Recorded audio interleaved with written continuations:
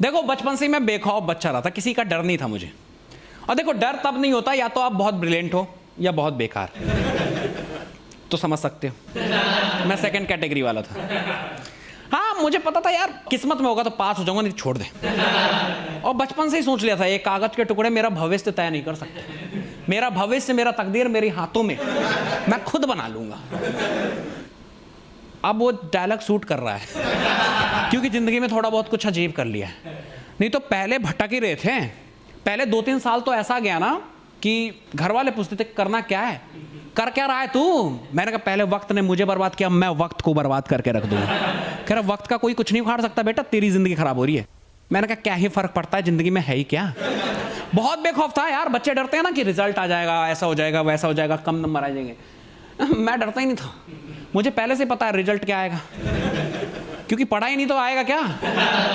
तो मैं tension free था। मैं तैयारी करता था कि बस आसपास के जो घर में जितने भी लेदर बेल्ट है ना वो छुपा दो, आग लगा दो।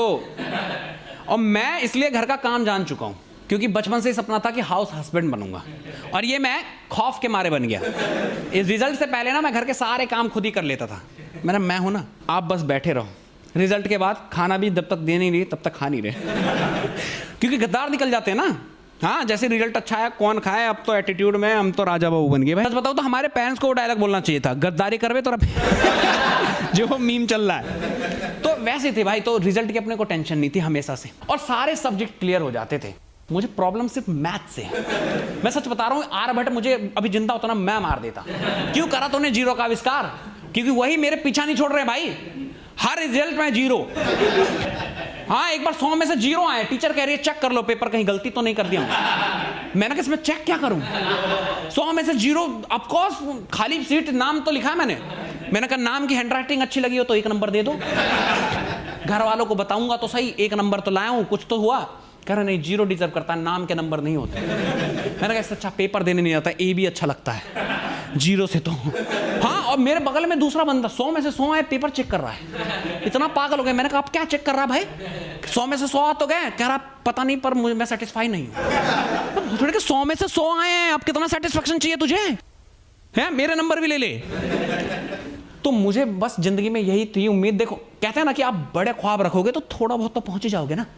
मेरे ख्वाब ही कितने थे, 33 पासिंग मार्क्स।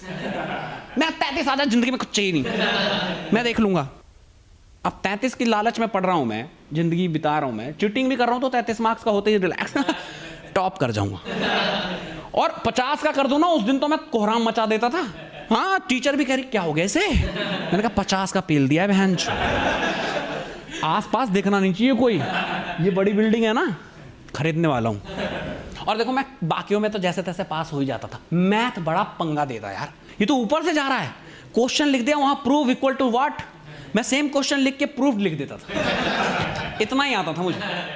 और मैथ के 2-2 ट्यूशन पढ़ा रहे घर वाले कि पढ़ ले। जिंदगी नर्क कर दिया भाई मैथ ने। डेली पढ़ने जा रहा हूं फिर भी समझ नहीं आ रहा, ऊपर से जा रहा है सब कुछ। मैथ और एक्स ने ना मेरी जिंदगी खराब कर रखी है, सच बता रहा हूं। इनका मकसद यही था कि तुझे बर्बाद कर देंगे। तू खुश कैसे है चूतिए, तेरी जिंदगी का अल्फा बीटा गामा सब तोड़ के रख देंगे।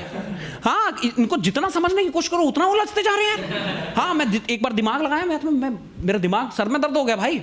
मेरे घर वाले कह रहे दवाई खा ले, बहुत मेहनत कर ली तूने, जो चीज है नहीं उस पर जोड़ डालेगा तो दर्द ही होगा। मैंने कहा ऐसे मत बोलो यार, मतलब मैंने कोशिश की थी। वहीं अभी एक्स को देख लो, जितना समझने की कोशिश की उतनी दूर चली गई। उसने बोला कि शक बहुत करते हो, तो मैंने छोड़ दिया उसे। मैंने कहा जा जी ले अपनी जिंदगी। कह रही इतना भी नहीं था, अब तो प्यार ही नहीं है तुम्हें। मैं चाहती क्या है, जब प्यार दिखाऊं तो चेप हो रहे हो, छोड़ दूं तो प्यार ही नहीं है, करे क्या मजबूर बंदा। तो इसलिए समझना ही छोड़ दिया मैंने, है ना। और भाई रिजल्ट का देखा आपने, बड़ा मतलब अलग ही सीन है। मैं तो सच बताऊं ना तो मैं भिखारियों की वजह से पास हुआ, मेरी मेहनत नहीं है। ये 10th 12th के रिजल्ट, हाँ 12th पे C लिखा हुआ है। अब चूतिया मत जज कर लेना। अरे कंपार्टमेंट आ गया था। हाँ तो अभी भी जज कर लेते हैं, कहते हैं तेरे तो रिजल्ट पे C लिखा है। भोसड़ी के वो C है कंपार्टमेंट। पास तो हो गया ना मैं अपनी मेहनत से। मेहनत ही क्या, मतलब दुआओं से हुआ हूँ। मुझे दुआएं मिली, क्योंकि जिस तरीके के मेरे हालात थे, पास तो छोड़ो मतलब नंबर भी नहीं आने चाहिए, पर मैं कम से कम पास तो हो गया। तो मुझसे लोग जो छोटे बच्चे आजकल के सजेशन लेते कि भैया क्या करें कि मतलब पास वास हो जाए। मैंने कहा भिखारियों को पैसा वैसा दिया करो। इन्होंने भिखारियों को खूब पैसा दिया, पढ़ाई नहीं की, फेल हो गए। हाँ, रो रहे, कह रहे भैया आपने कहा था, मैंने तो सब कुछ दे दिया। मैंने कहा भिखारी अब साले सेल्फिश हो गए ना, उनको भी पता लग गया दिस इज बिजनेस। ये चूतियों के लिए दुआ किया, पास हो गया तो अगले साल कौन देगा? इनको फेल करो, नेक्स्ट ईयर फिर आएंगे। ये खौफ ही ऐसा है। तो भिखारी खुद समझदार है भाई, वो 20-30 रुपए में अपनी किस्मत नहीं बदल पा रहे, तुम्हारी क्या बदल देंगे? वो कह रहे रोजी रोटी चल रही है, बेकार में भी दुआ नहीं करने इनके लिए। लेकिन यार देखो, लोगों को ना प्रॉब्लम, हमें प्रॉब्लम अपने रिजल्ट से नहीं है। मैं कह रहा हूं मैं फेल हो गया, ठीक है, एक साल में रिपीट कर लूंगा। आसपास के रिश्तेदारों को बहुत प्रॉब्लम है, सीधा कॉल लगा देंगे, अरे क्या रिजल्ट आया है? उनको सब पता होता है कौन बोर्ड एग्जाम में बैठा हुआ है।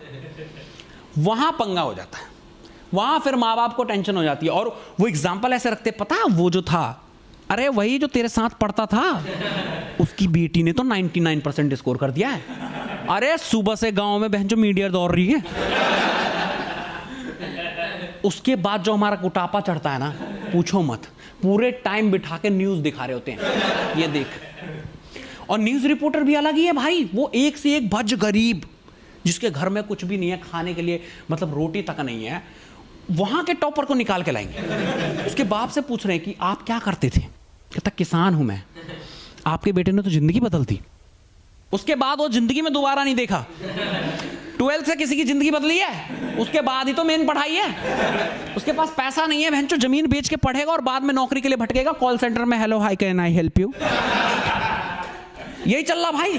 बीटेक वाला कॉलिंग कर रहा है, बीकॉम करके कंस्ट्रक्शन कर रहे हैं, कुछ भी चल रहा है भाई।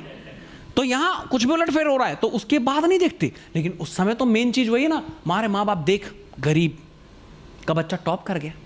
मैंने कहा गरीब पैसे से गरीब था, दिमाग से तो ठीक ही था ना उसका बच्चा, है? इसमें गरीबी जैसी क्या चीज आ गई? और गरीब के बच्चे ने टॉप कर ली, इसमें कौन सी बड़ी बात है? मैं गरीब होता मैं टॉप कर लेता, तुम बन जाओ गरीब, अगले साल देखो टॉप ही है। कह रहे हम नहीं बन रहे गरीब।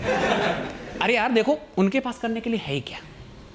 बेचारे के पास एंटरटेनमेंट के नाम पे कुछ भी नहीं है ना? गर्लफ्रेंड नहीं है, मोबाइल फोन नहीं है, लैपटॉप नहीं है, टीवी नहीं है, बस बचा खुचा एक बुक दे दिया। अब वो बार बार घूम घाम के आते हैं, बुक पलट लेते हैं, कह रहे यही कर लेते हैं, है ही क्या करने को? हम पे देखो, गर्लफ्रेंड को टाइम दो, गर्लफ्रेंड की फ्रेंड भी लाइन मार रही है। उसके बाद रिश्तेदार आके कुछ ना कुछ गिफ्ट कर दे रहे। भाई हम बोल रहे हैं, कह रहे बेटा तुम खेलो। वही रिश्तेदार जो फोन करके पूछते क्या हुआ रिजल्ट? भोसड़ी के तेरा होवरबोर्ड चला रहा था मैं पूरे दिन, एग्जाम के टाइम पे तू पूछ रहा है होवरबोर्ड चलाना सीख गया, आऊंगा तो देखूंगा। मैं जो होवरबोर्ड गिफ्ट करके चला गया, मैं एग्जाम प्रिपरेशन की जगह उसको सीख रहा हूं भाई, घुटने टूट गए वो अलग। भाई हम इतना सब कुछ करते हैं, देख रहे हो, टीवी देख रहे हैं, मोबाइल चला लिया, ये गेम खेल लिया, वो गेम खेल लिया, उसके बाद भी हम पास हो जा रहे। कितनी बड़ी अचीवमेंट है यार, हमें प्राउडली बोलना चाहिए। मैं कह रहा हूं गरीब के बच्चे को एक बंदी पटा के दे दो, साला पास।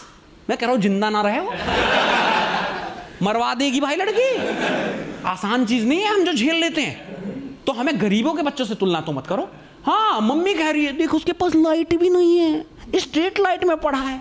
तो मैंने कहा स्ट्रीट लाइट की रोशनी तो आपके बल्ब से 10 गुना ज्यादा है ना, ये कौन सा एक्सक्यूज है? स्ट्रीट लाइट तो थी ना उसके पास।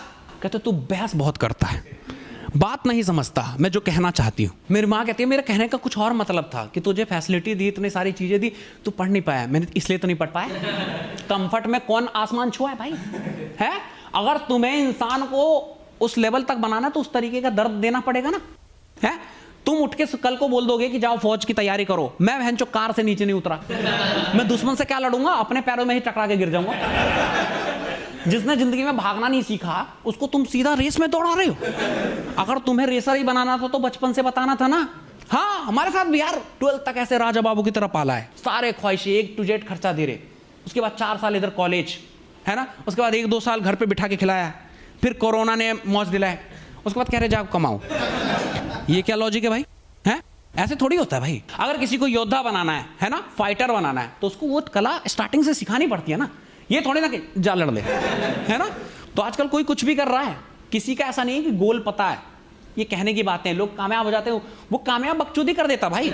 हाँ कामयाब इंसान को लगता ही यही है कि बहन चो कामयाबी तो रोड पे पड़ी थी, हमें तो वही मिली है, तुम्हें नहीं मिली क्या? है उठाओ जाके वहां से। उनको इतना इजी लगता है, सच बता रहा हूं। और आज के डेट में कोई कुछ भी कर रहा है भाई, बीटेक करने के बाद MBA करके बैंक में नौकरी कर रहे हैं, बीकॉम वाला एमबीए करके बहन चो कुछ और कंस्ट्रक्शन लाइन में घुसा हुआ है, कोई कहीं कुछ भी कर रहा है। तो ऐसा कुछ जज मत करो भाई। और यहाँ पे देख लो यार, मेरे दोस्त की एग्जांपल बता दो, वो दिन रात जिम करके बॉडी बनाई, बगल वाले से लड़ाई, पतला सा लौंडा पील गया, उसके पास पिस्टल थी। तो हर बाप का एक बाप होता है। तो ये समझ लो कि जिंदगी में जो तुम्हारे पास है उसी का खुश रखो, फ्यूचर कुछ भी नहीं है भाई, आज ही है, रोज लो मौज लो, ना मिले तो खोज लो, कल की चिंता करोगे तो आज भी गया।